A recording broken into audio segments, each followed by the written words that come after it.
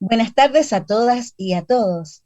En el marco del proyecto Educación Intercultural con los Pueblos Originarios, nuestra realidad del norte chileno es que se espera desarrollar distintos talleres webinar comprometidos con el Mineduc que buscan socializar con diferentes agentes y actores relevantes de la sociedad la temática de la educación intercultural como una herramienta relevante en la formación profesional.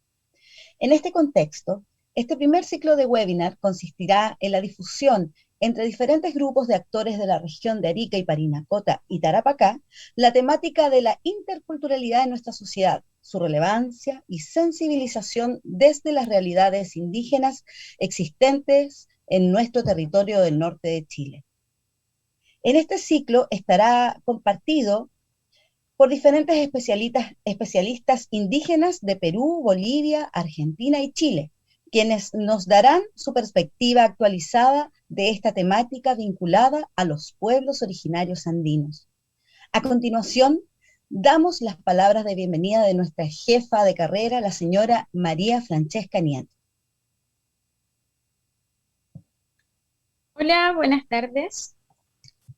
Bueno, antes que todo, agradecer a Estela y a Carlos por lo que nos van a compartir hoy, ¿ya?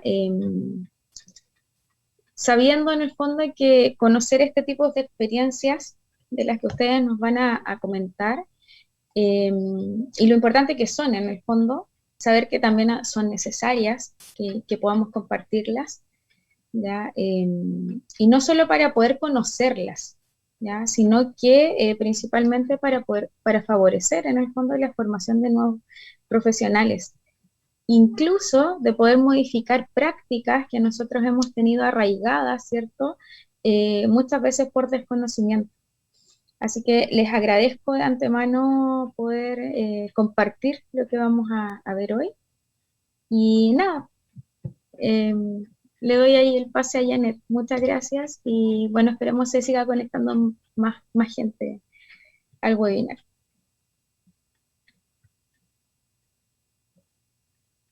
Muchas Ahí gracias, sí. María Francesca.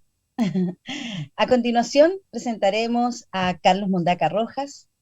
Este participante tiene 2 grados académicos de doctor en educación por la Universidad Autónoma de Barcelona y de magíster en educación intercultural bilingüe y licenciado en educación por la Universidad de Tarapacá, institución en que también obtiene el título profesional de profesor de historia y geografía. Hoy nos presenta el tema Cosmovisión, interculturalidad y competencias pedagógicas en escuelas vulnerables y con diversidad cultural, tensiones y brechas en el norte de Chile. Bienvenido, doctor Carlos Mondaca. Hola, muy buenas tardes a todos y todas. Voy a colocar mi presentación, ¿no?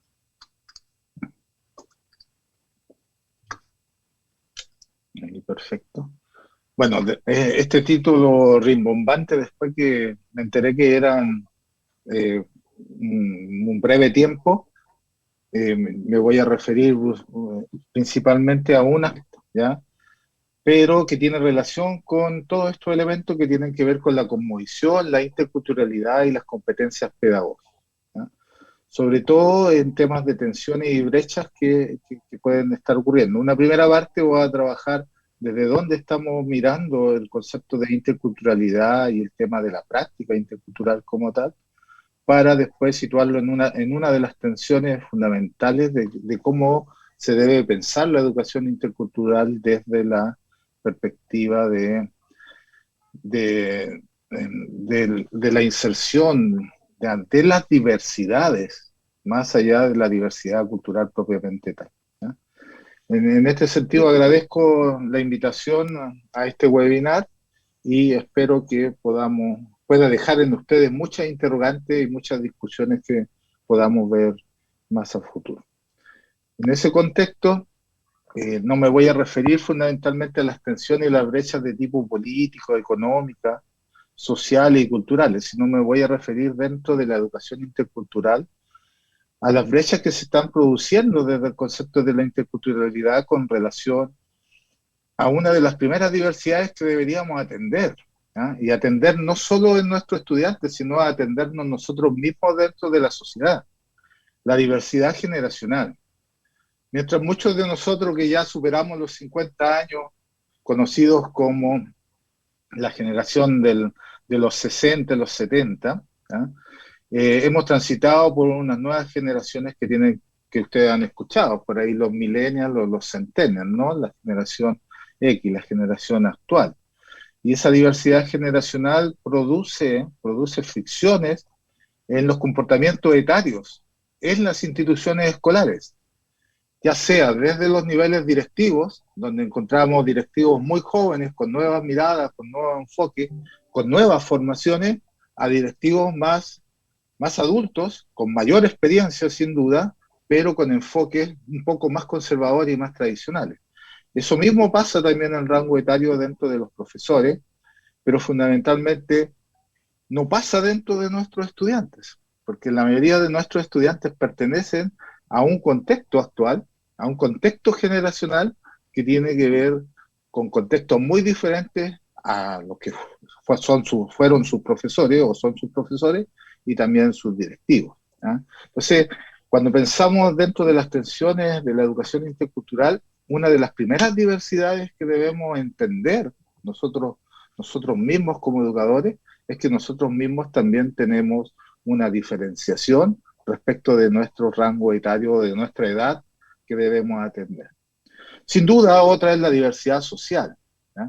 Que se traduce en nuestro país en la existencia de tres sistemas educativos, o de tres formas de sistemas educativos. Me refiero al sistema público fundamentalmente, al sistema particular subvencionado y al sistema particular privado, que de cierta manera da cuenta de esta diferenciación social a nivel país.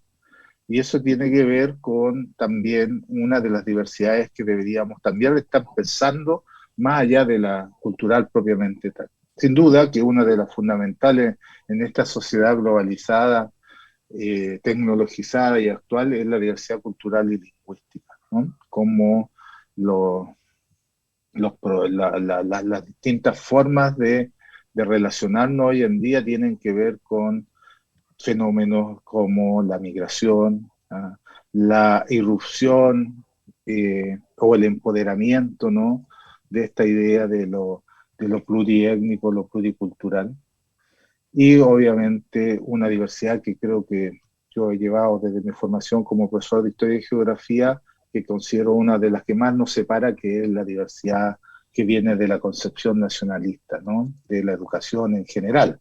En todos los países que se construyeron como estados nacionales del siglo XIX hasta la actualidad, todavía prima en la educación esta concepción muy nacionalista arraigada en un país, en una sociedad tremendamente globalizada, ¿ya? Obviamente la diversidad étnica, que no nos hace un país homogéneo, que nos hace y que nos debe pensar la educación desde los territorios, desde los grupos originarios, desde los grupos étnicos en general. Bueno, y la irrupción de fenómenos no tan nuevos, pero que en los últimos 5 o 6 años han hecho que cale profundamente dentro de estas tensiones de educación intercultural el concepto de género, ¿no? En todas sus dimensiones, de género, equidad de género, enfoque de género, feminismo, etcétera, etcétera. Y también la idea de las necesidades educativas especiales con esta amalgama de capacidades diferentes o necesidades educativas específicas, como lo mencionan actualmente, que están insertas dentro del sistema escolar. Y por último, que no deja de ser importante, que tiene que ver con las diversidades, fundamentalmente, que hay una diversidad en el aprendizaje de las distintas etapas de la vida de nuestros estudiantes, ¿ah? Y si hay una diversidad en el aprendizaje en las distintas etapas de la vida, caería de perogrullo que debería haber una diversidad en las formas de enseñanza, ¿ah? Entonces, quería llevarlo al ámbito educativo y no al ámbito de la política pública, fundamentalmente porque somos profesores y como profesores, directivos o parte de la comunidad educativa en general, debemos entender que existen estas diversidades que debemos irlas pensando. ¿Desde dónde? Bueno, desde un concepto muy manoseado, de difícil conceptualización, que es la interculturalidad. En este caso yo traigo a colación esta definición, que la interculturalidad supondría, ¿no es cierto?, la convivencia entre diferentes culturas. Esta convivencia entre diferentes culturas, entre grupos culturales, requiere del conocimiento de estas mismas, ¿no? Para poder instalar en todas estas brechas, en todas estas tensiones, en todos estos tipos de diversidades, tengo que conocer a las nuevas generaciones, tengo que conocer la diversidad cultural, tengo que conocer la cosmovisión, tengo que conocer la cultura, tengo que conocer las prácticas de los profesores, tengo que conocer la escuela, etcétera, etcétera. Y de esa perspectiva, el conocimiento en sí mismo, dentro de la interculturalidad, es fundamental, ¿ah? Bueno, obviamente la interrelación y búsqueda de elementos comunes, porque si no hay elementos comunes no se produce una interacción, no se produce un diálogo, y obviamente eso nos llevaría a un enriquecimiento cultural de todo, bajo la lógica hoy en día del concepto de ciudadanía, ¿no? De este ciudadano intercultural, de este ciudadano global, de este ciudadano del mundo, pero que es parte de una cosmovisión, de una cultura particular, ¿no? En ese sentido, así concibo yo la interculturalidad y así debemos pensarla desde estas brechas. Bueno, surge la pregunta lógica respecto del título, ¿no? ¿Cómo logramos las prácticas y competencias pedagógicas en escuelas vulnerables y con diversidades en sus contextos, ¿no? ¿Y por qué me refiero a diversidad en sus contextos y no solo a la diversidad cultural? Porque el concepto de alteridad, a propósito de 1989, cuando está la irrupción en Nueva Imperial, de esta idea de una etnicidad, ¿no es cierto?, y la aparición en el escenario de la política pública, posteriormente de la ley indígena y de todo lo que tiene que ver con características de los pueblos originarios, se subentiende que la alteridad tiene que ver netamente con el concepto de lo indígena, ¿ya? Posteriormente los pueblos originarios. Y me parece que el concepto de alteridad tiene que ver algo con un poco más allá. Ahí hay una fotografía que tomamos de la tesis de Frey Taberna del 68, y esta imagen grafica un poco la concepción hasta muy entrado el siglo XXI de la alteridad relacionada solo con lo étnico, ¿eh? Y ahí ustedes pueden ver estudiantes de Pisiga, ¿no?, después en el altiplano chileno. Y este estereotipo, ¿ah?, esta representación de la alteridad queda muy asociado a lo indígena, y es esos productos de lo que pasa a llamarse después el programa de educación intercultural bilingüe, precisamente en esta área con presencia de desarrollo indígena. Sin embargo, después de ya 20, 30, cercano los 30 años trabajando primero desde la educación intercultural bilingüe y actualmente hacia todas las diversidades, creo que lograr las prácticas y las competencias pedagógicas tiene que ver en cómo las comunidades, ¿no?, las propias comunidades educativas, desarrollan un proceso metacognitivo a nivel institucional, pero también a nivel personal de quienes son parte de esta comunidad educativa, para poder entender una de las cosas fundamentales primero, que es, y ahí dice comprensión, ¿no?, con H, porque tiene que ver con esta idea de algo inherente, de comprender la diferencia, ¿ah?, la comprensión de la diferencia y no de la diferenciación, ¿ah? Sacar esta idea dicotómica de la alteridad asociado a un otro que tiene que ver netamente con la diversidad cultural, ¿ya? Y para mí eso es importante dejarlo claro antes de llevar a la propuesta que yo les propongo. Bueno, siempre se debe desarrollar una reflexión rigurosa de la interculturalidad, porque la interculturalidad es tan dinámica y se va a presentar de distintas formas en distintos territorios y en distintos contextos y en distintos grupos. Siempre debe ser como un diseño consciente, reflexivo y cooperativo, de un trabajo cooperativo del concepto de lengua, cultura y aprendizaje, ¿no? No solo la reproducción de estos elementos, sino pensar cómo la lengua, la cultura y el aprendizaje, desde un enfoque intercultural, va más allá de la transmisión de conocimiento. Y obviamente una de las cosas fundamentales, que es la que nos limita en el desarrollo de la educación intercultural de esta perspectiva cooperativa, es que debemos entender a las diversidades de forma crítica en un currículo nacional, más bien de carácter homogéneo y nacionalista, que heterogéneo y que respete los espacios de cada lugar. Perdón, está bajando. Desde esa perspectiva, la educación intercultural, asociada a todos estos conceptos que ustedes pueden ver acá, tiene una estrecha relación con la identidad, la igualdad, el pluriculturalismo, etcétera, la equidad, etcétera, etcétera, que vamos a ver más adelante. Entonces, para desarrollar estas competencias y este análisis desde un trabajo cooperativo, desde la propia comunidad, siempre tenemos que entender que el enfoque intercultural tiene que propender a la equidad, ¿no? A la equidad entendida en todos sus sentidos, ¿no? En la equidad política, económica, social, cultural, de los distintos grupos que conforman ya sea un país o un colectivo, ¿no es cierto?, diverso. Y dentro de esos elementos, ¿ya?, ¿por qué no soñar nuestros países y territorios en el marco de un enfoque de la justicia social? O sea, cómo la educación intercultural debe tender a hacer más justo la participación de cada uno de los ciudadanos de las ciudades, de los países del mundo, ¿ya? En ese sentido, no puse mi cronómetro, recién lo acabo de poner. Yo me pregunto si, y dejo la pregunta ahí, si efectivamente son nuestros estudiantes, los niños y las niñas, desde el párvulo hasta secundaria y también en la universidad, como en el caso mío, quienes necesitan la interculturalidad. Y yo pienso que la respuesta es no, no son los niños. ¿Ah? Entonces la educación intercultural tiene que tener un enfoque centrado en quienes la necesitan, sin duda que la sociedad.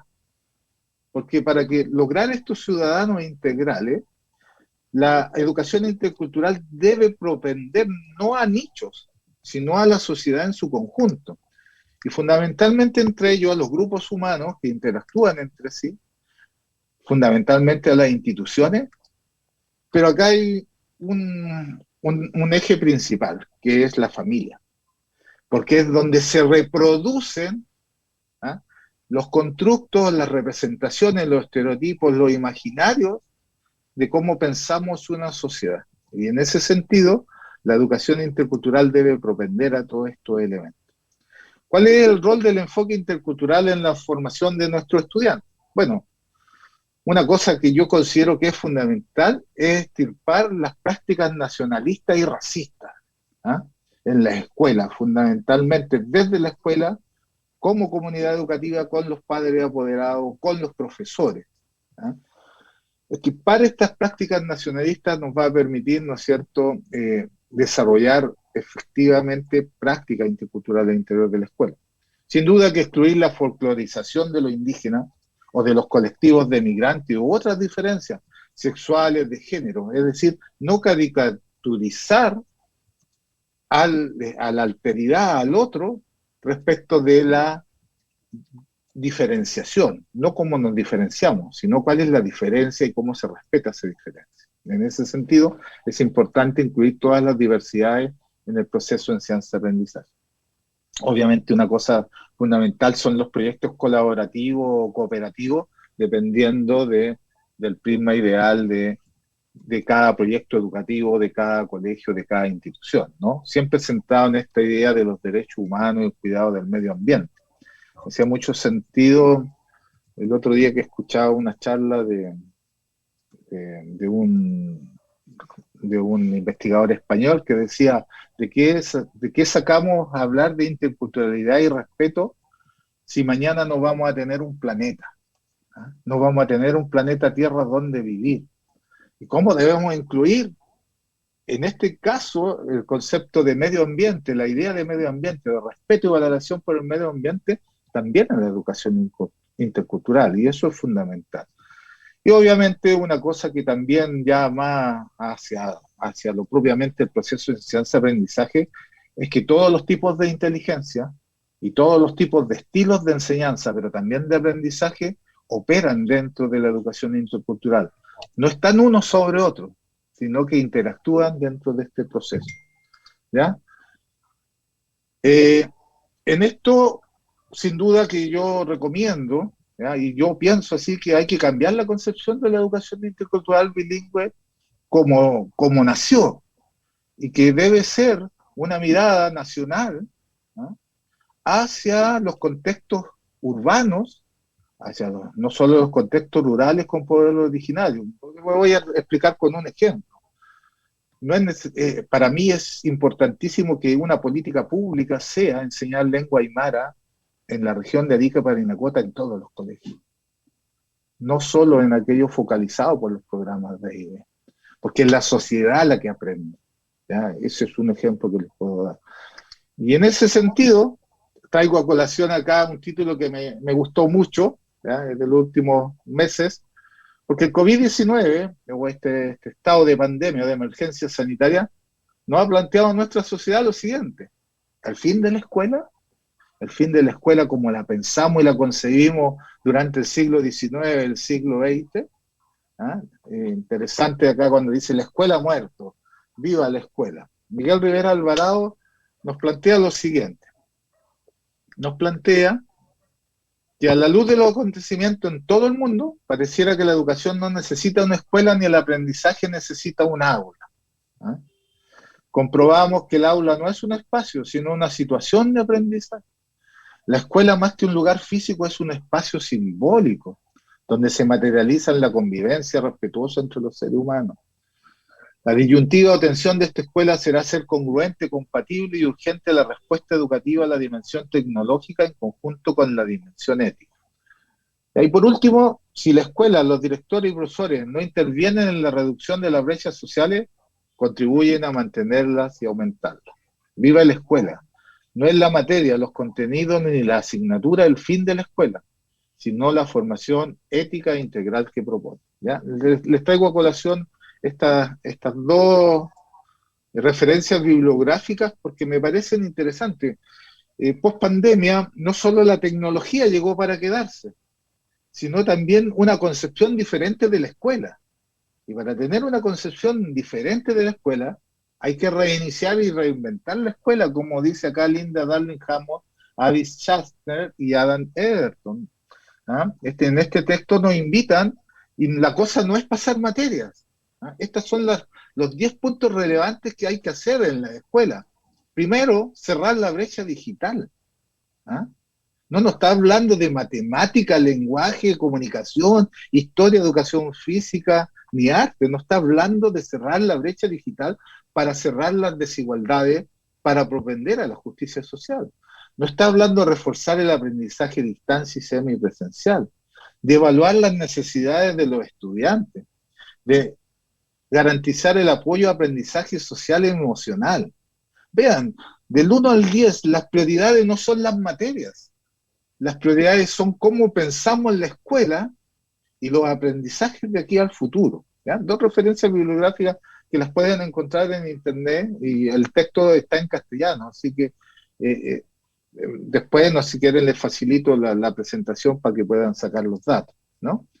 Y de esa perspectiva, dentro de estas brechas y tensiones y todo lo que he hablado, propiamente tal, una de las cosas que yo sugiero dentro de esta maraña de círculos concéntricos que hay acá, es que se debe transformar el sistema educativo, debe haber una transformación y eso sin duda lleva a una transformación de la política pública, pero también de una transformación de la escuela.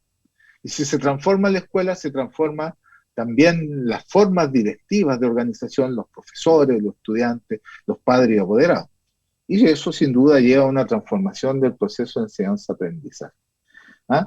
Y ustedes pueden ver acá en el centro que la educación intercultural, el sostén, quien sostiene este enfoque teórico, es la pedagogía intercultural. Y hoy en día la pedagogía intercultural necesita del ambiente de la comunidad educativa que la componen directivos, profesores y estudiantes.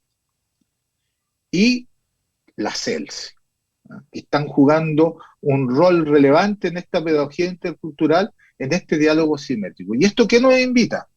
Nos invita a que los docentes en esta transformación deban trabajar de forma cooperativa con los educadores tradicionales o los educadores de lengua y cultura indígena o con los profesores de IB, porque son ellos quienes tienen estos saberes y prácticas, ¿no?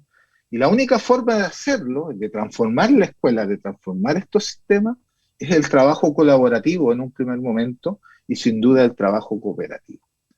Y transformar la escuela significa que los colegas trabajan de forma colaborativa. Como dice ahí abajo, la articulación en asignatura y entre colegas. Entonces, es un gran desafío porque esto nos lleva a lo que se conoce como la transposición didáctica, ¿eh? Yo le coloco ahí una palabra más que es intercultural. Porque, ¿quién hace la transposición desde el mundo profesional? Los profesores. Pero ¿quién lo hace de los saberes de la cosmovisión? Son estos educadores que tienen este conocimiento en la comunidad. Por lo tanto, la pedagogía intercultural no es el profesor, es cómo se concibe la construcción de una didáctica pensada desde el trabajo colaborativo entre educadores y profesores. Eso desde el punto de vista cultural, pero eso también puede ser desde el punto de vista de las necesidades educativas especiales, que en nuestro país es sinónimo de inclusión. En realidad la inclusión es de las diversidades, no solo de las necesidades educativas especiales. Y en este andar es importante qué piensan nuestros estudiantes respecto de esto. Entonces entra en juego cómo la comunidad educativa se prepara en su conjunto y cómo las competencias comunicativas con nuestros estudiantes son la construcción de competencias ciudadanas. Esto no nace solo del conocimiento, de la cosmovisión o el currículum, nace o de las costumbres y tradiciones, sino que también nace desde la práctica de la transformación de la educación intercultural. Y en ese sentido, debemos pensar un currículum inclusivo con estos elementos, una comunidad educativa que se transforma, que es dinámica, que tiene un enfoque antirracista, o sea, debe tener un enfoque antirracista, que se vale de las experiencias previas y que juega con la historia desde la sincronía y la diacronía de largos tiempos y espacios hacia los más breves, ¿no? Y eso nos lleva a pensar que los contenidos del currículo, en este sentido, si esos contenidos son pertinentes para que nuestros estudiantes requieran o puedan tener la habilidad y los aprendizajes en un proceso de enseñanza-aprendizaje situado a sus propios contextos, ¿ya? Eso es fundamental. Y eso los nuevos estándares de la profesión docente lo dejan más o menos claro. Ahí en los que están en rojo, el estándar 3, como la planificación de la enseñanza habla de experiencia de aprendizaje efectiva, inclusiva y culturalmente pertinente, como el estándar 7 habla que estas estrategias deben estar basadas en una comunicación clara y precisa, las competencias comunicativas que les decía recién, y para el aprendizaje desde una mirada crítica que tiene que ver con el desarrollo de habilidades del pensamiento, ¿no? Desde la teoría, el alineamiento constructivo nos permite planificar de manera distinta los objetivos de aprendizaje, seleccionar las mejores estrategias, dentro de esa estrategia los mejores contenidos y obviamente las principales estrategias de evaluación. Entonces, la escuela no se transforma sola, se transforma en su conjunto. No se trata de incorporar contenidos interculturales, se trata de incorporar aprendizajes interculturales en nuestros estudiantes. Y en ese sentido, la transposición didáctica que tienen los profesores, que pasa por cada uno de estos momentos, cómo va de los saberes teóricos a un saber hacer, a un saber enseñar esos conocimientos teóricos, requiere de las educadoras o de los educadores tradicionales o la ELSI o los ELSI para poder desarrollar las competencias del siglo XXI.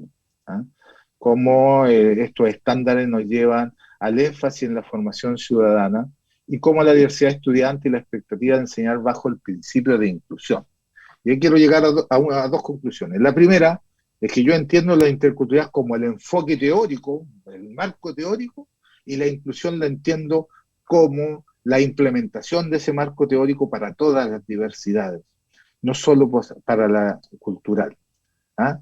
Y bueno, lo acabo de decir, tiene que ver con estos elementos, como hay una dualidad conceptual y teórica, hay una dicotomía de entender la interculturalidad como una cosa y la inclusión como otra.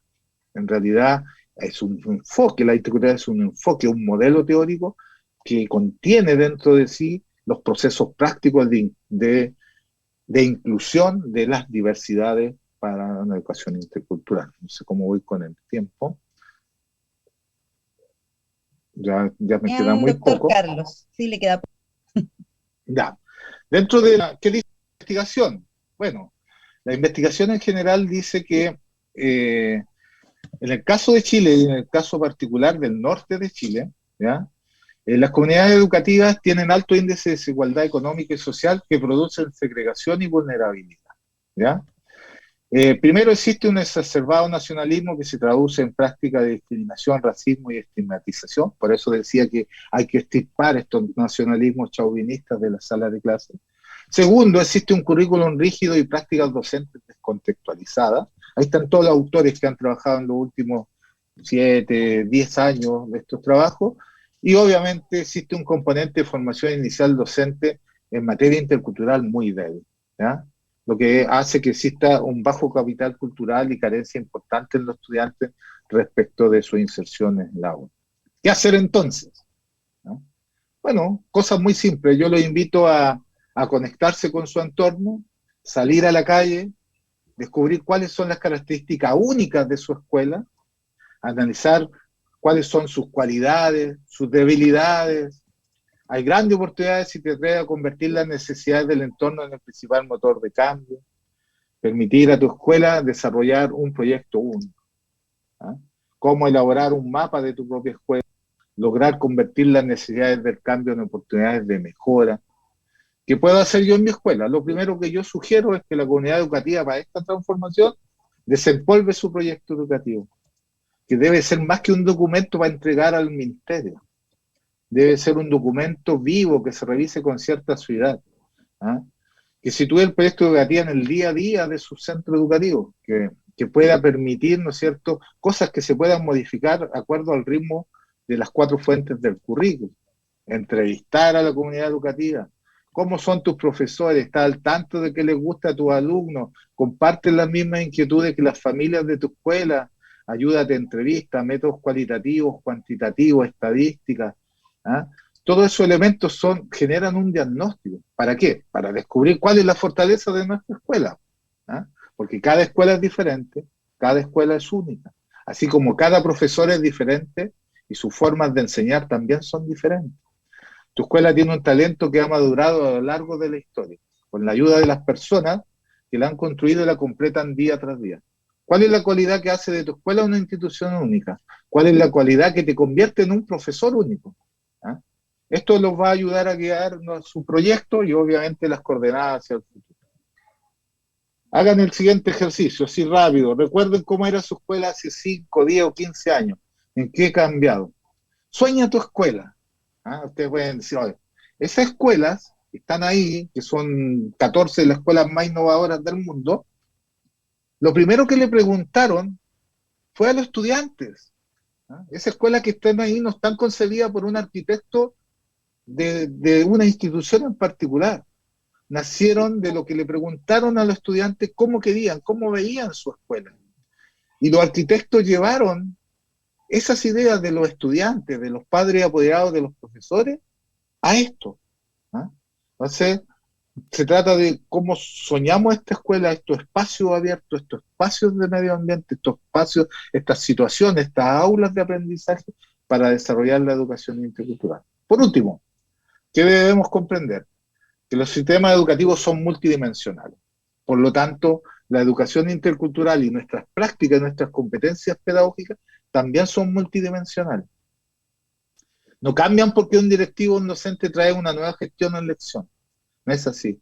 Cambian porque el resultado de un proceso de interacciones entre estas personas que quieren provocar el cambio y aquellas que no, porque siempre hay una resistencia. Entonces, en esos acuerdos, en esa construcción, en esa transformación de la escuela, hace que se piensen sistemáticamente escuelas como instituciones interculturales, ¿ya? Un modelo integral debe reflejar la naturaleza multidimensional de la institución educativa, ¿ya? Desde distintas perspectivas, no solo la cultural, la psicológica, la profesional, la institucional y la política.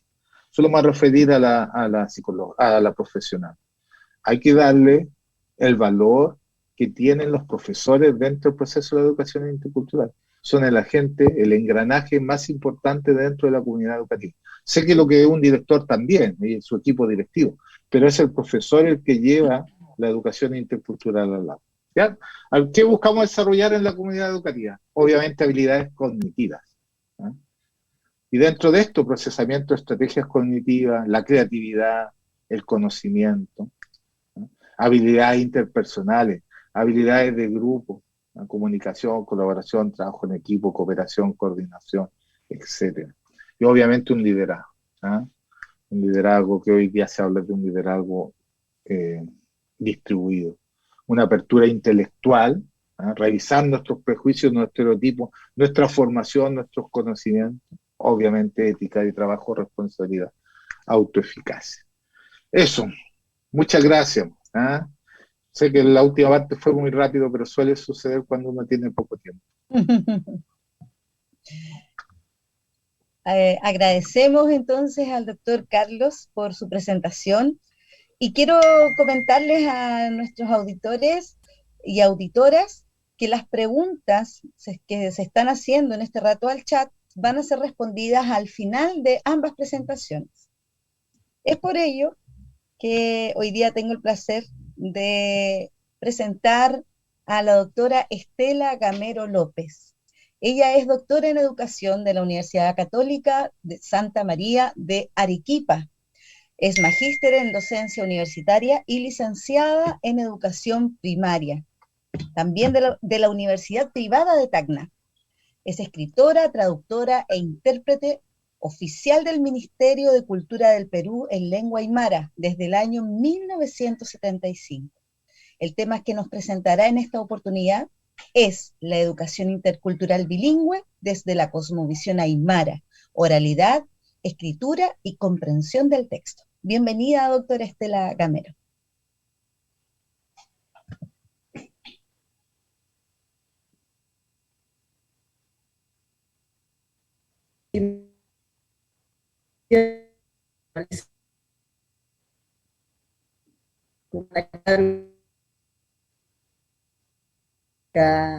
Es un chirinaca.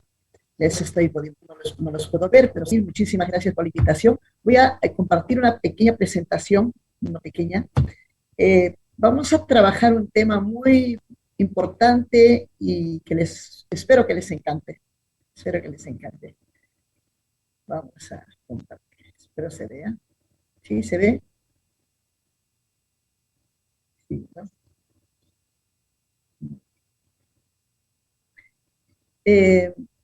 ¿Sí se ve, doctora? Sí se ve, perfecto.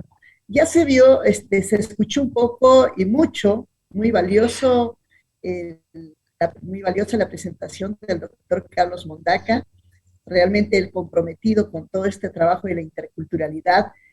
Vamos a trabajar un poco lo que es la educación intercultural bilingüe desde la cosmovisión aymara, ¿no? Pero creo que no solo tenemos aymara, sino tenemos otras culturas también. No vamos a hablar solo de los aymaras, sino en general de todos los otros, de los pueblos originarios, pero básicamente vamos a tratar el tema de la oralidad, la escritura y la comprensión lectora.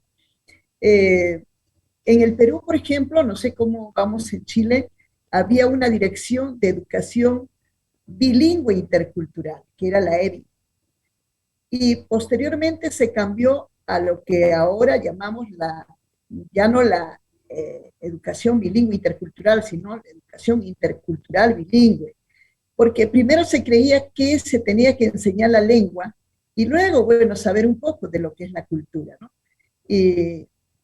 con todas las experiencias que vamos adquiriendo, creo que es importante trabajar este tema. A grandes rasgos simplemente voy a dar a conocer, bueno, aquí les traía un saludo en Aymara, por cierto, que también es parte de la cosmovisión, porque nuestra cultura es así, o sea, nuestros saberes, si tú no sabes saludar, eres visto como no un ser humano, ¿no? Entonces, lo primero que se tiene que hacer es saludar. Arunta sinsa, suranta sim, uñanta sinsa, sumuñanta sim, ay, suma, suma, pantara, pantaritai. Entonces, si sabes saludar, saluda bien. Si sabes visitar, visita bien, ¿no? Ay, hermosa flor. Bueno, otro día ya les enseñaré la canción completa porque vamos a avanzar, tenemos poco tiempo. Quería ver lo que era la educación intercultural, pero a grandes rasgos, como le decía, ya el doctor ya nos ha recreado un poco y nos vamos a detener en un tema que me parece súper, súper importante para trabajar este tema de educación intercultural. Si bien es cierto que la educación intercultural es una modalidad de enseñanza-aprendizaje, es una forma de enseñar el cómo, el reconocimiento de la diversidad de la cultura, las cosmovisiones, costumbres y saberes de los pueblos, pero sin embargo, para llegar a este tema de la educación intercultural, tenemos que saber qué es la interculturalidad. Creo que esa interculturalidad, cuando nos empezamos a interactuar entre culturas, ya no entre pueblos originarios, descendientes de pueblos originarios como antiguamente se veía, ¿no? Decía, ellos sí, para ellos sí la interculturalidad, nosotros no tenemos nada que ver. Creo que la interculturalidad no solo se habla para los pueblos originarios, sino también nosotros tenemos en las escuelas, tenemos niños que vienen pues de otros países, ahora que están visitándonos, por ejemplo, no solo, inclusive rusos, ¿no? Tenemos de todo el mundo. Entonces, hay una interculturalidad entre estos saberes que cada uno viene trayendo a la escuela, ¿no? Entonces, este modo de vernos iguales, de hacer que ninguna de estas culturas sea superior o inferior a otra, y que se trabaje en forma cooperativa, creo que eso es muy importante, pero hay un tema aún más importante, que es la intraculturalidad. Con eso me voy a quedar yo para ya empezar a trabajar el tema en sí. Cuando yo me pregunto y digo, yo soy maestra, soy educadora tradicional, ¿verdad? Pero yo soy educadora egresada de una universidad. Entonces, bueno, yo sé algo, te voy a apoyar, pero ahí estamos, cada una con sus diferencias. Creo que para hacer realmente, para desarrollar una educación diferente, una educación intercultural, yo tengo que pensar en mi sentir prometida. Si yo no soy de una comunidad,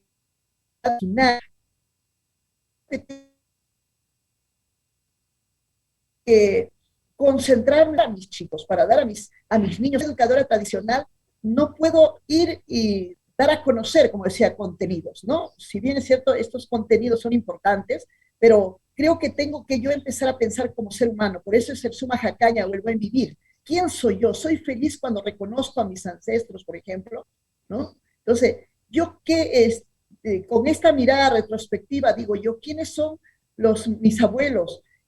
Yo le tengo respeto a ellos, soy capaz de no sentir vergüenza. No sé si en Chile suceda esto, pero en Perú hay mucho racismo todavía, hay una autonegación, que cada uno, por ejemplo, viene de la zona altoandina, ya quisieran cambiarse de color de piel, de traje y todo, entonces sentir un poco de vergüenza, no poco, sino mucha vergüenza de ser descendiente de un pueblo originario.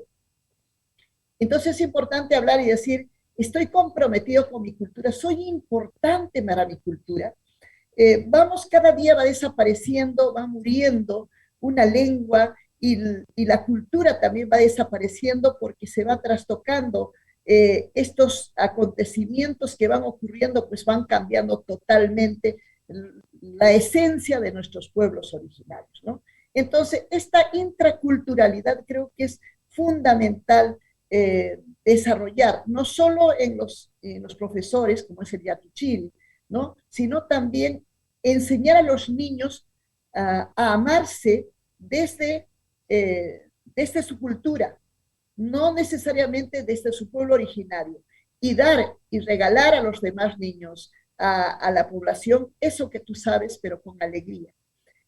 Hablábamos de esta intraculturalidad, pero también hablábamos de una complementariedad, ¿no? No solo es decir yo amo, yo quiero, pero creo que tenemos que aprender a ser complementarios del otro. Cuando yo soy maestra, maestra egresada de una universidad, vuelvo a repetir, valga la redundancia, ¿no? Profesional, y soy una educadora tradicional, al igual que nosotros en nuestras comunidades originarias, vale decir aymara o quechua, somos complementarios, chachuarmi, nos complementamos, y no tienes, chacha, tienes un hijo, hombre, mujer, no hay equidad de género para nosotros, sino una complementariedad. Creo que esta complementariedad tiene que existir entre también los maestros que van a hacer posible una educación intercultural, pero de calidad, una educación interculturalidad, una educación cultural sin discriminación. Ahora sí nos vamos al tema. Como les decía yo, cuando enseñamos Aymara, yo también enseñé Aymara, generalmente enseñamos Aymara como una lengua aislada, ¿no? Una lengua, bueno, a ver, vamos a ver gramática, cómo se dice, cómo se saluda, cómo decimos tierra, cómo decimos sol, luna, ¿no? Pero en forma aislada de nuestro contexto, ¿no? Entonces, creo que es importante trabajar ya en las aulas y con los niños. Yo les he enviado un material para todos los que están asistiendo, supongo que les van a hacer llegar este enlace con un material que tiene canciones, algunas narraciones para educación, era para educación inicial, ¿no? Para ustedes educación parvularia, y nos fue bien. Entonces, la cosmovisión aymara nos tiene que servir a nosotros como una fuente de, de repensar y pensar la forma de cómo yo voy a enseñar la oralidad, cómo voy a enseñar la escritura, cómo voy a enseñar a crear textos a los niños, pero no en forma aislada, enseñar la lengua y enseñar la cultura. Creo que los dos, no que creo, tengo la certeza de que tienen que ir los dos juntos, a la par, ¿no? La cosmovisión andina, por ejemplo, ustedes saben que pues viene del griego, ¿no? Ha visto todos sus dioses estaban siempre en el cielo, las estrellas, una estrella, un dios. Igual nosotros también tenemos nuestros dioses, ¿no? Desde nuestra mirada. Entonces, la cosmovisión es ese comprender y el rol que lleva el ser, que tiene el ser humano en comprender este cosmos. Cómo estás dentro de, pero no como alguien que va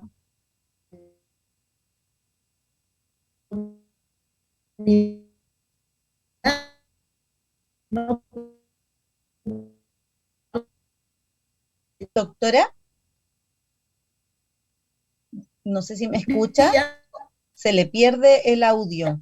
Quería preguntarle si es que es posible que pueda apagar su cámara para mejorar su calidad de internet. Sí. Está bien, a ver. Vamos a ver. Ya, ahora sí. Muy bien. Sí, ahora sí. Muy bien. Les decía yo que hablar de la cosmovisión es hablar de la vida misma, ¿ya? Es hablar de la vida misma porque todo tiene vida para nosotros, todo tiene vida, desde el viento que ruge, desde el viento que a veces es enamorador, nuestro río igual tiene voz cuando se enoja, cuando entran los huaicos, o a lo mejor ustedes pueden escuchar la cascada. Entonces, todos estos, inclusive nuestros sonidos que emiten nuestra naturaleza, nuestra madre tierra, tienen que ser recogidas para nosotros enseñar nuestra lengua aymara y no trabajar por separado. Vuelvo a repetir, no trabajar. Por ejemplo, aquí tienen la cosmovisión andina y tenemos algunas palabras que nos van a servir a nosotros para enseñar expresiones en lengua aymara que vienen relacionadas con la cosmovisión, ¿no? Entonces, igual les voy a ir dejando este material, así que no se preocupe.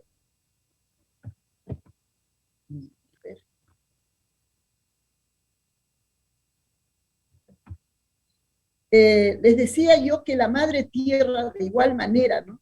El doctor Carlos decía, ya no podemos hablar de más de contenidos, sino también cómo preservar, cómo conservar nuestro medio ambiente.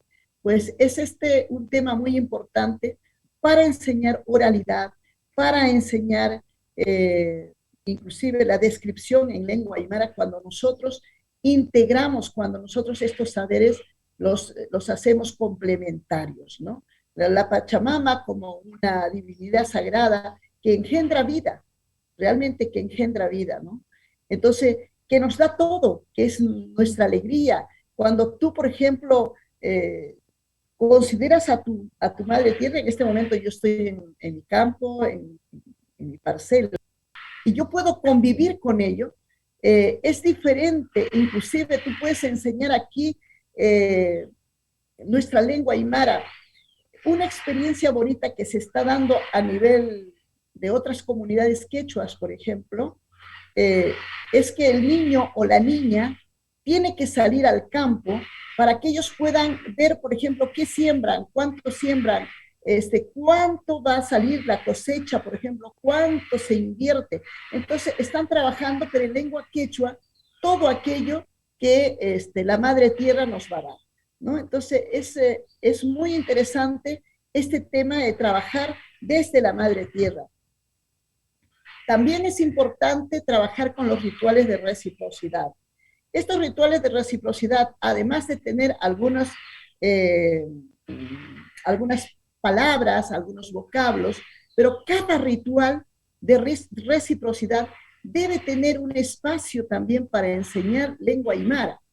O sea, si yo tengo una huilancha, tengo un huactaña, tengo un loctaña, que es ya sea para darle a la tierra, a la casa envejece, ¿no? Entonces yo en la casa tengo que agradecer para que esta armonía de energías pueda estar, pero en mi casa, que toda esta armonía pueda fluir en toda mi casa. Yo puedo levantar mi incienso, puedo levantar mi copal, en la noche puedo hacer mis limpias, la utilización de flores. Entonces, es importante tener expresiones mínimas, ¿no?, de comunicación en lengua aymara, pero no en forma aislada, sino al contrario, trabajar con estos temas de los rituales de reciprocidad que son muy importantes, ¿no? Tenemos algunas expresiones y esas expresiones podrían estar inmersas o insertadas dentro de algunos pequeños textos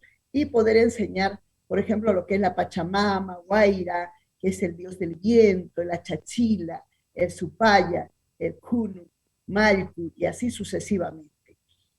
Pero esto es un poco para nosotros los mayores y cómo enseñar a los más pequeñitos. Entonces, eso también tenemos nosotros aquí. Por cierto, yo edité un libro, que es el libro Katari, en el que este libro Katari, por ejemplo, se trata de dibujitos y de experiencias de un niño del campo o experiencias de un niño en una determinada actividad, ya sea en la agricultura o en su misma casa, sus juegos, por ejemplo, en este caso están jugando dos niños, están aprendiendo a preguntar, o sea, adivinanzas, otros niños están aprendiendo, por ejemplo, a mirarse en el espejo, simplemente aprenderse a mirar en el espejo. Antiguamente jugaban con los espejos, ¿no? Entonces, o mirarse, cuando tú estás en el campo, mirarte en el espejo del agua, como decíamos nosotros. Entonces, estas también son actividades propias nuestras para enseñar lengua aymara, ¿no?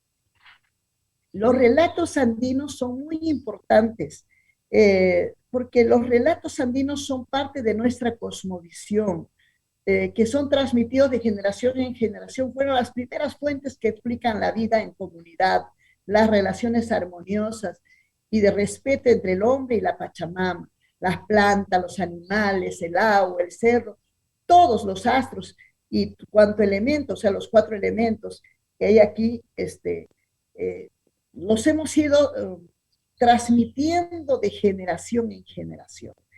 Bueno, yo tengo muchas narraciones, por cierto, acabamos nosotros de ganar un premio porque estamos animando los cuentos, las narraciones las estamos animando. Estas narraciones se llaman los cuentos de la Ahuicha. Entonces ustedes pueden ingresar a la página de los cuentos de la serie y ustedes van a poder seguir porque el último de los cuentos narrados estará saliendo, supongo, para el mes de abril o mayo, va a estar saliendo este material, ¿no? Entonces, es importante trabajar los relatos andinos. La experiencia misma me ha ido enseñando cómo trabajar cuando tú no podrías enseñar lengua aymara completamente escrito, o sea, un relato andino no lo puedes enseñar en lengua aymara. Entonces, para ello, hicimos algunas prácticas en Chile, por ejemplo, en Arica, mejor dicho, con algunos niños, cuando les enseñaba yo a narrar cuentos, pero solo los nombres de los personajes, ¿no? O simplemente algunos saludos, algunos números. Cuando son más pequeñitos, pues les vamos enseñando también de acuerdo a las necesidades de aprendizaje que tienen estos niños. El Luli es uno de los cuentos recopilados y adaptados por mi persona, que creo que nos quedaría bien para que ustedes pudieran trabajar con los niños, que trata de el Luli es el picaflor, ¿no?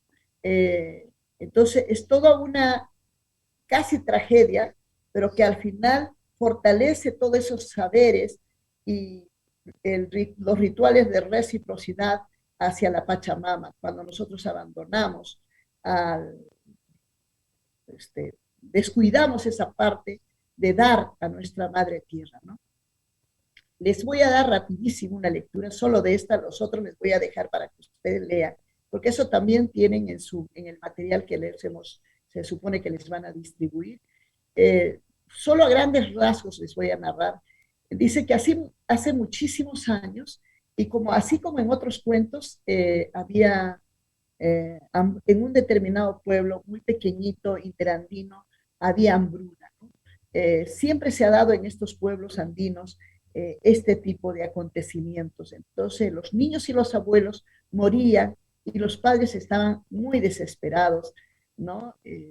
No llovía y había realmente caos, ¿no? La Pachamama a punto de morir pedía agua para sus hijos, morían todos. Y dice que en la alameda de un cerro quedaba una moribunda plantita de cantuta, lo que ustedes llaman el copihue. Y con el último aliento hizo que el único botón que quedaba floreciera, pero estaba tan cansado que no pudo sostenerse el botón y cayó al suelo candente. La cantuta estaba muy triste. De pronto observó a su pequeño, o sea, ese pequeño botoncito transformarse en un diminuto picaflor. Tenía los colores del arco iris y el viento la acarició e hizo que volara, ¿no?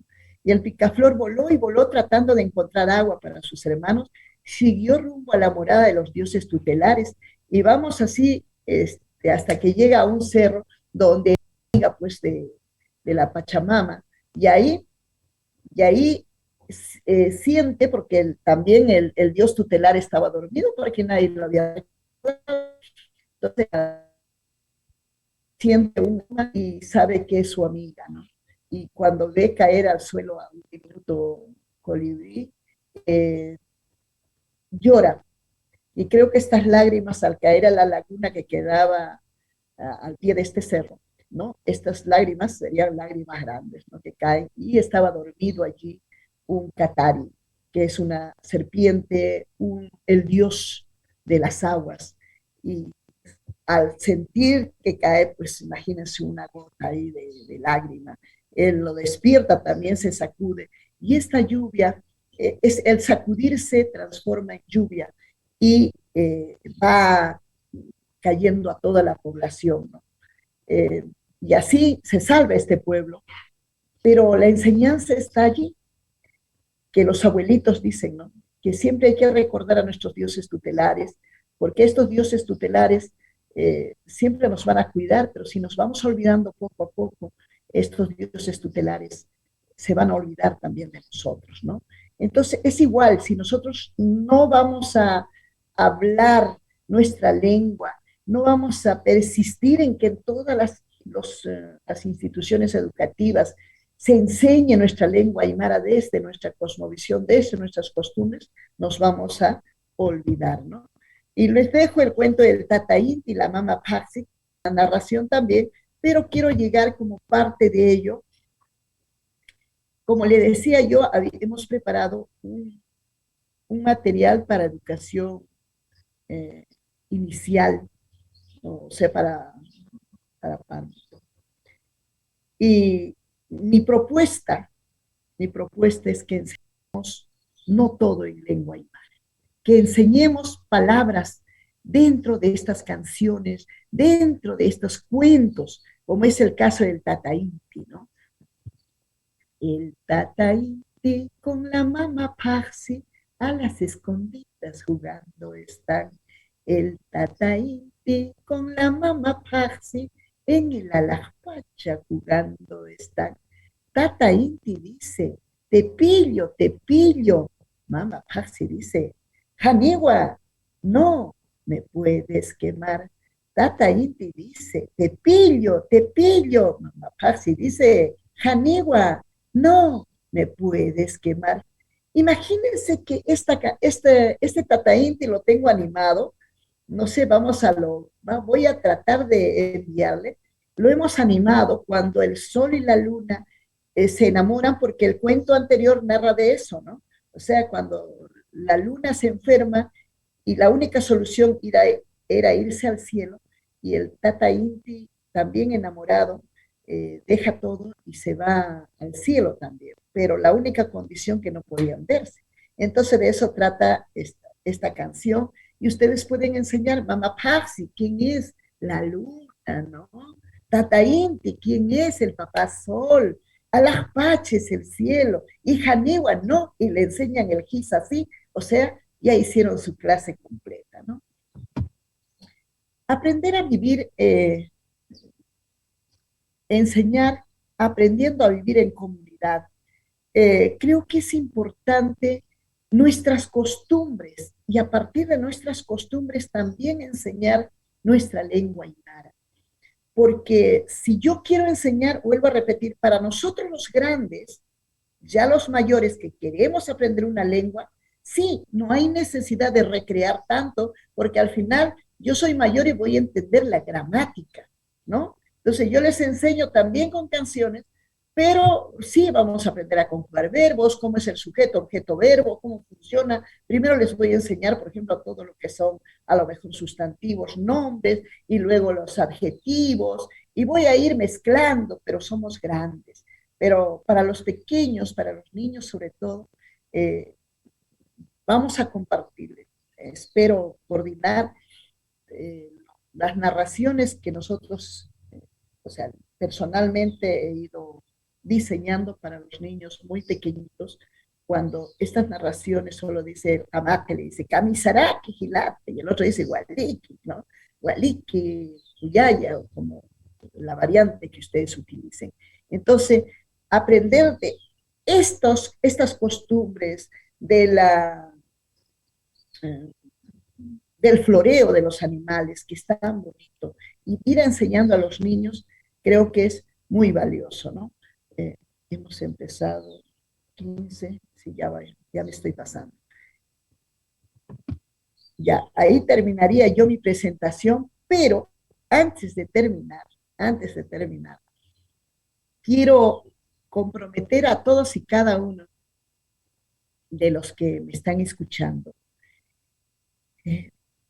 Utilicemos todos nuestros elementos que tenemos en esta comunidad, que tengan que llamamos el nombre que tenga.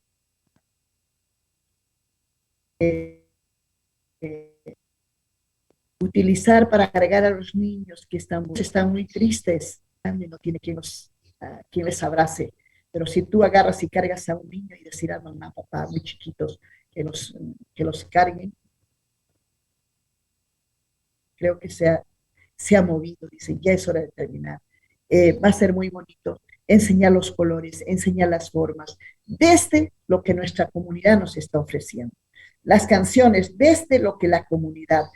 Nuestros abuelitos son los mejores aliados, nuestros sabios son nuestros mejores aliados. Entonces, esa complementariedad, porque sabemos que hay un sincretismo religioso, hay un sincretismo cultural, sí, pero hay que valernos de eso que está quedando así limpio, puro todavía en nuestras comunidades y sobre todo trabajar en equipo. Si nosotros no empezamos a trabajar en equipo, va a ser muy difícil. Muchísimas gracias. Muy poco nuestro tiempo, ¿no? Lo tenemos que correr. Yuspajara. Yuspajarpa. Doctora Estela, muchas gracias por esta presentación. Le agradecemos, ¿cierto?, a ambos doctores por sus presentaciones y ahora vamos a comenzar con la ronda de preguntas. Tengo una pregunta y un comentario en el chat. Dame un segundo, por favor. Aquí está. Bien. La primera pregunta es para el doctor Carlos Mondaca y es referente a cómo lidiar entre evitar el nacionalismo y valorar las propias identidades.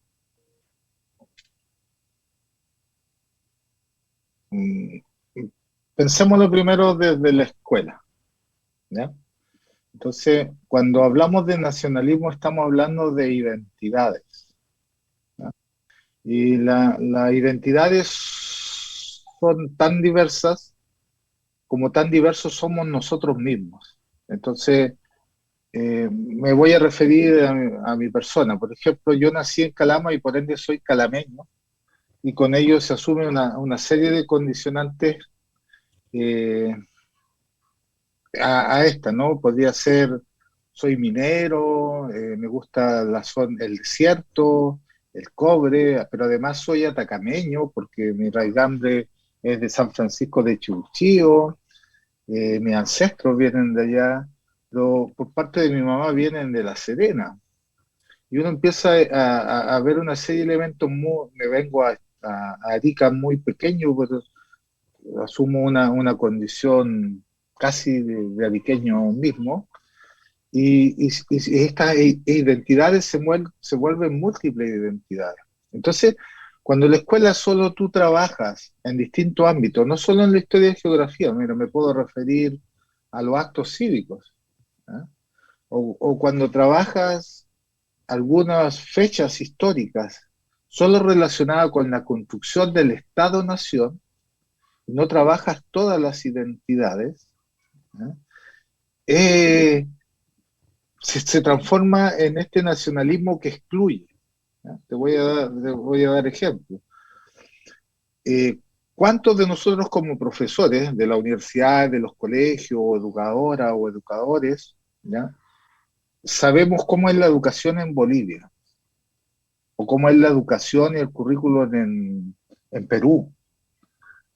O sabemos cómo es el currículo o cómo son las formas, el desarrollo del estudio en Venezuela o en Colombia, hablando de las migraciones más conocidas. Entonces, cuando tú te piensas el nacionalismo, no es que sea malo, sino es esta única forma de nacionalismo que se nos enseña. Entonces, cuando la escuela urbana, la escuela rural, están situadas en sus contextos, también tienen múltiples identidades, porque, no sé, en el pueblo, voy a citar Acibaya, ¿ah? Tiene lazos y parentesco con otros pueblos y con otros no tantos lazos, y hay conflictos históricos y que se desarrollan. Entonces, las identidades ahí también se tensionan en relación a cuánto sabe el profesor de esa comunidad respecto de la historia de esa comunidad. Entonces, eso hace que para construir un proyecto educativo inclusivo o intercultural, uno requiera de la necesidad de saber. Por eso yo lo invitaba a conocer su escuela, la historia de la escuela.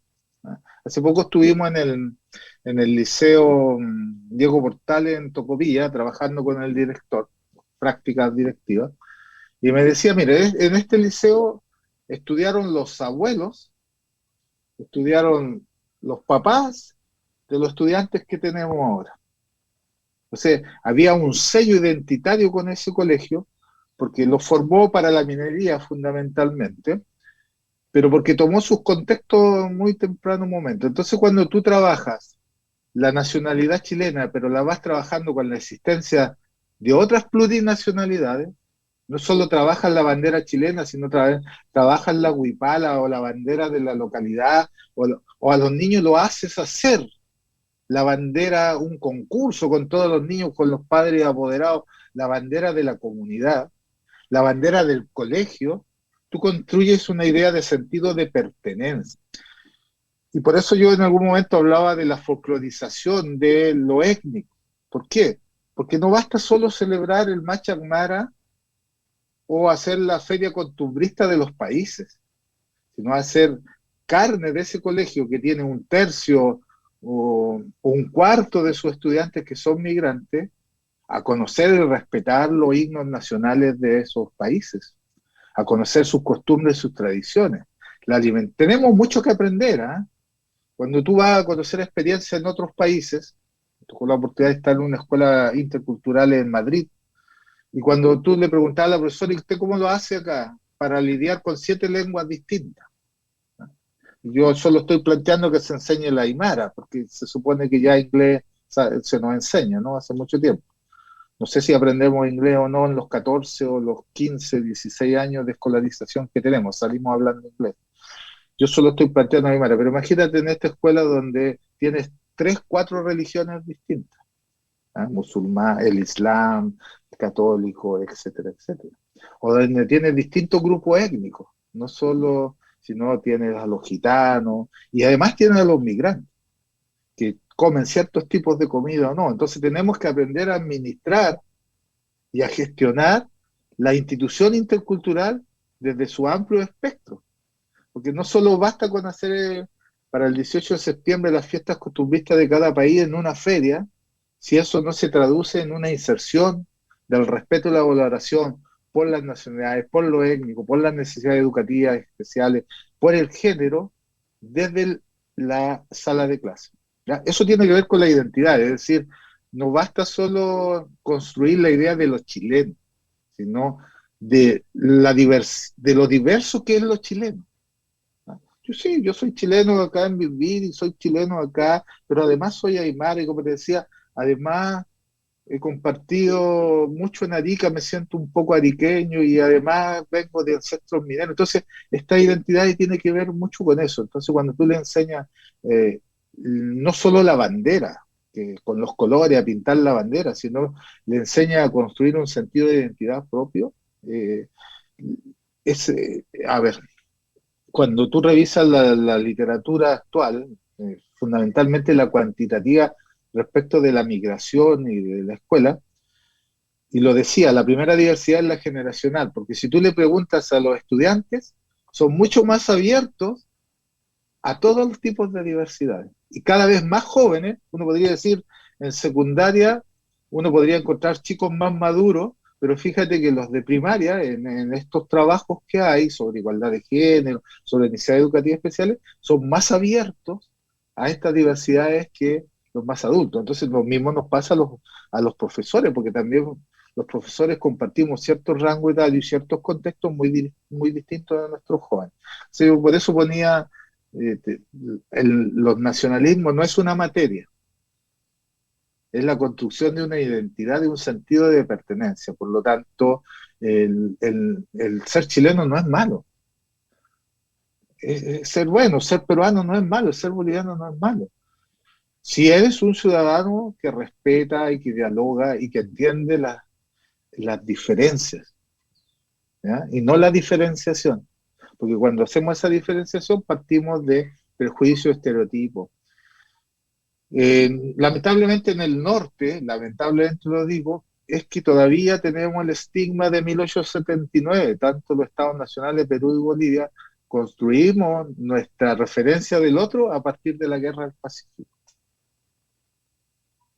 sobre supuestos de prejuicios y estereotipos, y si tú revisas el currículum, y sobre todo en Historia y Geografía, yo como soy Historia y Geografía, vas a ver que no convergen en ningún punto de vista, ¿ya? Eso es una cosa interesante. Y lo otro es cómo los profesores se articulan, ¿ah? Porque no es la labor del profesor de historia, es la labor del centro educativo, que la construcción de un nacionalismo intercultural que acepte las diferencias pase también por la articulación de la asignatura. Entonces, cómo el mismo texto que te dio la educadora tradicional, lo estás trabajando en la enseñanza del inglés, y lo estás trabajando en lenguaje y comunicación, y por qué no en matemática. ¿Eh? ¿Cómo es esa retroalimentación de ese alumno está pasando por 4 o 5 asignaturas? ¿Cómo en arte escénica están representando ese texto? ¿Cómo están construyendo canciones? No importa que sean de reggaetón, pero con un sentido de identidad. No le puedes pedir a un chico del siglo XXI que te construya un guayno del mundo urbano que no se ha desarrollado en la construcción del mundo de los pueblos originarios. Entonces también nosotros como institución y como profesores, por eso le decía, como esta escuela innovadora, lo primero que hicieron fue preguntarle a los alumnos cómo querían su escuela. ¿Estamos dispuestos como sociedad, como país, como ministerio, como institución, como universidades, a preguntarle a nuestros alumnos cómo ven que sea una biblioteca, cómo sea un espacio, una situación de aprendizaje, cómo piensan una sala de clase? Y además, ¿está dispuesto el arquitecto desde su teoría, desde su enfoque arquitectónico, estético, a, a escuchar esas opiniones y plasmarlas en un arquitectónico a los padres y apoderados? Te voy a dar otro ejemplo. En la construcción de estos nacionalismos, nosotros pensamos que hay que cambiar una cosa, es enseñarle la huipala o enseñarle la taruca o enseñarle el cóndor. No, es construir procesos de enseñanza-aprendizaje donde se articulen los distintos asignaturas, porque nosotros le llamamos asignaturas, pero son áreas de conocimiento. ¿Ah? Entonces, lenguaje y comunicación es tan importante para resolver problemas, porque si no tienes comprensión lectora no sabes resolver el problema, pero la lógica de las matemáticas es tan importante para construir oraciones y frases. Entonces, desde esa perspectiva, es importante que entendamos que no se trata de agregar un contenido más, ¿no? Sino que se trata de generar prácticas en la construcción de una idea de un nacionalismo que es globalizante, porque no pueden negar eso, pero que a la vez está situado en un contexto. Entonces, basta que cambien la práctica, por ejemplo, que el profesor le haga a los estudiantes diseñar, a través de un concurso, de un trabajo de proyecto, diseñar la bandera de la escuela, o la bandera del curso, y cómo la piensan, cómo la ven, y así van a entender el concepto de la idea de nación, pero desde su contexto. No sé si me explico, pero es más o menos esa es la lógica. Cuando vamos a la transformación total, la transformación, ¿dónde se plasma? En el aula. Entonces, ¿quién es el constructor de eso?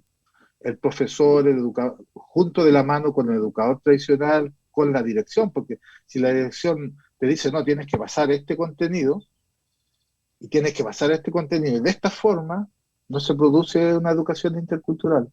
Lo que se está produciendo es una imposición y en el fondo es una asimilación cultural. ¿De qué sirve enseñarle a los chicos aymara de primero a sexto básico si después le está enseñando aymara para que aprendan castellano, para que aprendan matemáticas? No es la lógica. No es la lógica de lo que se espera en una escuela actual, que es abierta a las múltiples posibilidades. Ahora, esto tiene un solo problema, ¿ah? Que quien construye ese proceso es el profesor. Y por eso te decía que dentro de las dimensiones de la educación, no se reconoce el valor que tiene el profesor. No lo estoy hablando solo monetariamente, porque socialmente ya los profesores somos reconocidos en nuestra sociedad, sino me refiero al rol que juega el profesor en la educación intercultural. Bueno, en la educación en general, pero en este caso en la educación intercultural, porque él es el que plasma los contenidos, la política, lo que lo manda a hacer el director, lo que le pide el UTP, lo que le pide el PIE, lo que le pide el otro profesional, es el profesor el que transmite eso en el aula. Y eso demanda un mayor trabajo de planificación, un cambio en la forma de hacer las clases, pero lo más importante, ya no puedes hacer la misma prueba para todos. No puedes hacer una prueba igual para todos. Entonces, ¿qué tienes que hacer? Cambiar las formas de aprender. El chico tiene que investigar, el chico tiene que crear. Y si lo logra, la evaluación ya no es la evaluación del 1 al 7 o del 1 al 10 como en otros países o conceptualizaciones. Es interesante. Alguna vez un colegio nos pidió que lo ayudáramos porque ellos querían cambiar la calificación, no más notas. Entonces le dije, pero ¿están seguros que quieren hacer esto? Sí, lo conversaron entre todos. Y le preguntaron a los apoderados, ¿qué va a pasar cuando el apoderado que está acostumbrado a que su hijo sea el primero curso porque tiene un 7, y ustedes le van a poner un MB? Ya no va a ser 1, van a ser 10 MB. ¿Qué va a pasar con ese apoderado? ¿Qué va a decir? Es que no nos preguntaron. Ya, y para cambiar la calificación tienes que cambiar la forma de hacer clase y tienes que cambiar la planificación. Y para eso tienes que cambiar al jefe de UTP, al jefe de UTP, el de la unidad técnico-pedagógica, la forma de pasar los contenidos. Y eso significa cambiar el currículum, y eso significa cambiar el plan y programa de esa escuela, y es cambiar la política pública. Entonces, es una cadena de elementos que, a tu pregunta, ¿cómo es eso? Es una transformación de la escuela general, donde trabajan directivos, profesores y estudiantes en la construcción de la idea de una nación, pero de una nación pluricultural, pluriétnica, y plurinacional. Eso. Muchas gracias, doctor Carlos Mondaca. Tenemos otra pregunta para la doctora Estela Gamero, que habla sobre cuáles son los avances o mayores logros o beneficios para los estudiantes que usted visualiza con la implementación de la educación intercultural en el Perú, donde usted ha trabajado, doctora Estela. Sí, muy buena la pregunta. Pese a que en algunos lugares se está retrocediendo, pero nosotros tenemos el apoyo del Ministerio, además de tener el Ministerio de Educación, tenemos el Ministerio de Cultura. Tenemos una ley de lenguas, la 29735, que también nos está, de alguna manera nos está apoyando. Tenemos traductores e intérpretes oficiales del Ministerio de Cultura, y se está evaluando a los maestros en general. O sea, nosotros, si bien es cierto, los quechuas, los aymaras, tenemos educadores al que llaman, por ejemplo, los educadores, ustedes llaman educadores tradicionales, pero nosotros, todos los profesores o los maestros que trabajan en una determinada institución educativa focalizada, ellos tienen sí o sí que saber lengua aymara.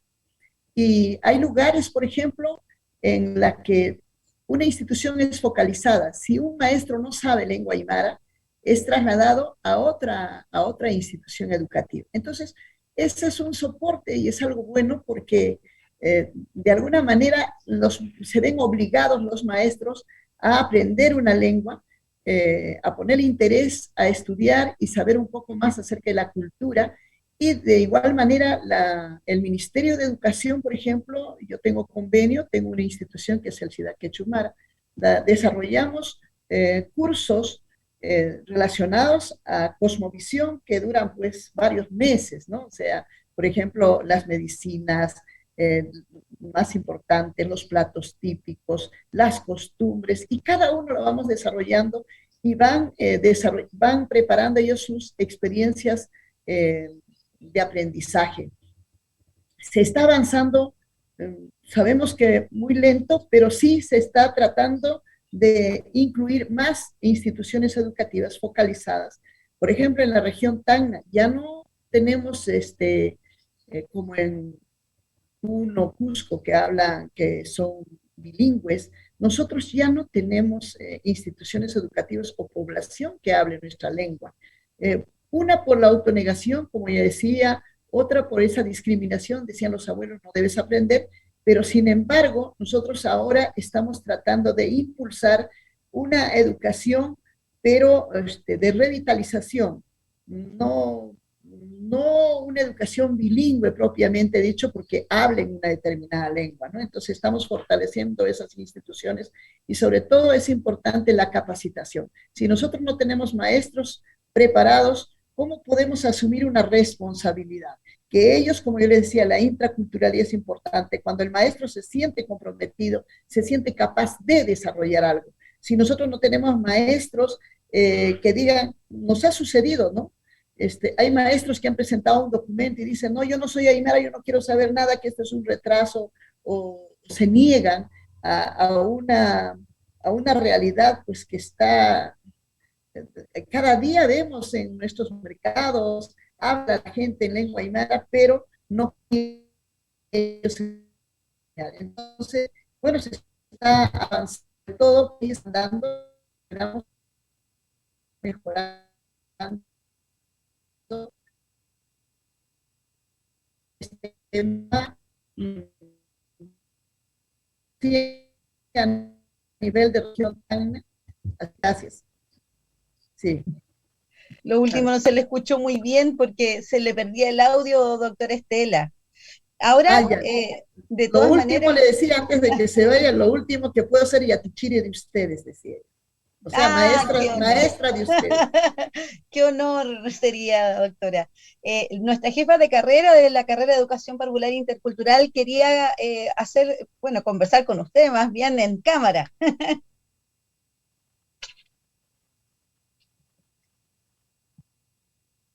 María Francesca está silenciada. Perdón, es que mi hija me pasó a llevar el mouse. Les decía que bastante interesantes ambos temas. Bueno, ayer tuvimos la oportunidad con Janet de compartir un mundo que para mí es muy desconocido aún, que es justamente, bueno, el mundo de las ELSI, y me pareció maravillosa la experiencia, lo encontré muy lindo, muy enriquecedor. Y bueno, ya estuvimos conversando con Janet y la verdad es que yo le quería hacer una solicitud y le iba a hacer un ofrecimiento a Estela. Bueno, nuestras estudiantes durante este tiempo de pandemia han seguido con sus prácticas y han realizado prácticas virtuales y preparación de material, ya que principalmente cápsulas educativas relacionadas justamente al poder rescatar toda esta parte intercultural desde la lengua, ya donde han hecho videos muy bonitos, muy lindos, muy bien preparados, y la verdad es que queríamos, bueno, primero ofrecerles ya este material para que lo pudieran tener, y nada es gratis, no, mentira. Y la solicitud era que usted pudiera compartirnos, si se puede, también su material justamente para poder compartirlos con las estudiantes. ¿Ya? Sí, encantada.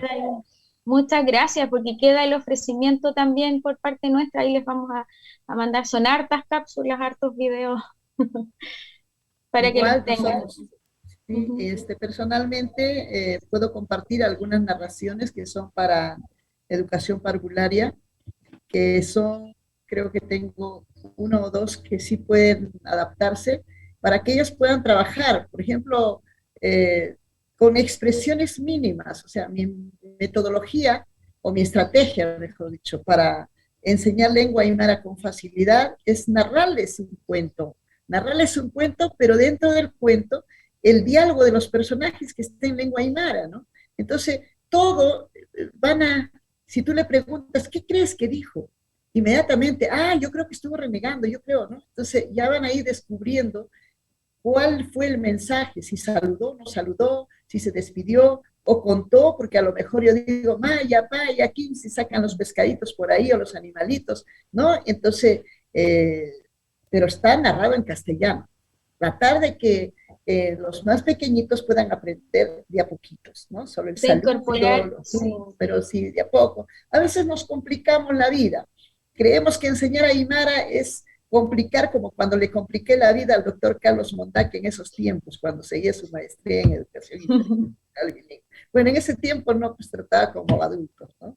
Vas a disculpar, Carlitos, que sí, encantada de compartir con nuestro material. Muchas gracias, Estela.